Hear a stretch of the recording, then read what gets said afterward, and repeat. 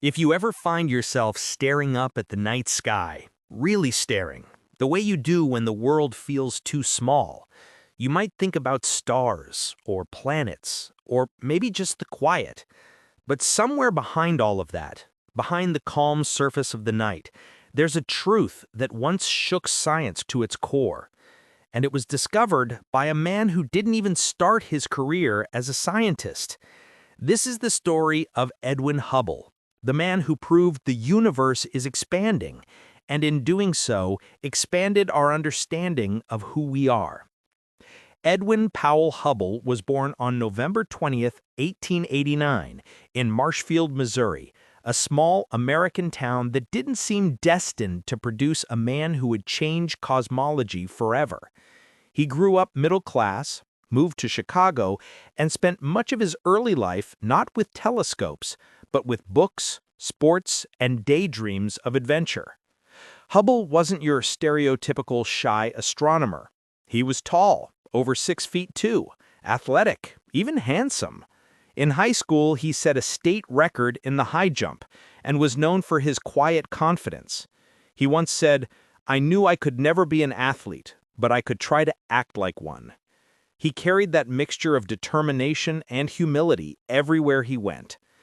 Then came one of the defining twists in his life, a Rhodes Scholarship to Oxford. His father wanted him to study law, to become a respectable gentleman. Hubble agreed, partly out of duty, partly because he wasn't yet sure what he wanted. So he went to Oxford, put on his gowns, studied law, and even picked up a perfect English accent. Some said he spoke like a gentleman who had stepped straight out of Cambridge or the British Parliament. He came home to America, degree in hand, ready to begin a career his father could be proud of. But something was missing. He wasn't a lawyer, not in his bones. And so, after his father passed away, Hubble made the decision that would redirect not just his life, but our entire cosmic understanding. He walked away from law and walked straight into astronomy. He returned to the University of Chicago to earn a PhD in astronomy. The timing couldn't have been better. A new telescope was being built in California, the 100-inch Hooker telescope on Mount Wilson, the most powerful telescope in the world at that time. It was the kind of machine that could reveal mysteries the naked eye had never dreamed of. But first, there was a small obstacle: Hubble's sense of drama. Just before he was supposed to start at Mount Wilson, he enlisted in the U.S. Army during World War I.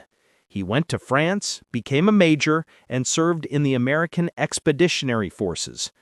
Only after the war was over did he finally head to California, still wearing his military uniform when he walked into the observatory for the first time. And that's where the real story begins. In the early 20th century, astronomers believed the Milky Way was the entire universe, nothing beyond it, just our galaxy, floating alone in the cosmic dark. But the Hooker telescope had the power to challenge that belief. It could capture faint light from the mysterious spiral nebulae, swirling cloud-like shapes no one could explain. Some scientists believed these spirals were other galaxies, entire star systems far beyond our own. Others argued they were simply gas clouds within the Milky Way. This was the great debate. Were we alone in the universe, or just one island among many? Edwin Hubble intended to settle it. Night after night, he climbed up Mount Wilson through cold winds and desert silence to sit behind the great Hooker telescope. He took long exposures on glass plates, tracking stars so faint they were invisible to the naked eye. Then, one night in 1923, he spotted something in the Andromeda Nebula, a flicker, a star that seemed to change brightness over time, a Cepheid variable. These stars were cosmic rulers. Their brightness could reveal distance with extraordinary accuracy. Hubble calculated the numbers, checked them again and again. And then he realized this nebula wasn't in our galaxy at all. It was far, far beyond. Andromeda wasn't a gas cloud. It was a galaxy, an entire universe of stars. In that moment, Hubble shattered the walls of the cosmos. The Milky Way was no longer everything, it was just one among countless others. But Hubble wasn't finished. In 1929, he made another discovery, one so profound that it changed physics, cosmology, and our place in the universe. As Hubble studied more galaxies, he noticed something strange. Most of them were moving away from us, and the farther away a galaxy was, the faster it appeared to be receding.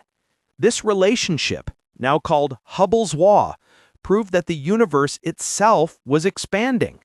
Think about that. Space wasn't static, frozen in time, it was stretching, growing, moving.